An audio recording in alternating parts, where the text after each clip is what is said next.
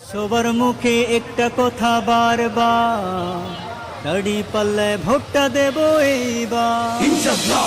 সবার মুখে একটা কথা বারবার, দাড়ি পাল্লে ভোটটা দেব এইবার ইনশাআল্লাহ।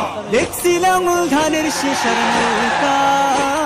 এই বিশাল জনসমুদ্রের উদ্দেশ্যে আমি বলতে চাই, আপনারা কি জাতির ভাগ্যের পরিবর্তন চান?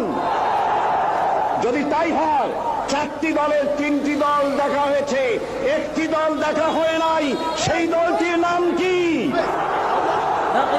এবারের এই মহান সুযোগে সেই জামাত ইসলামীকে এই সংসদের ভেতরে কথা বলার সুযোগ করে দিতে হবে।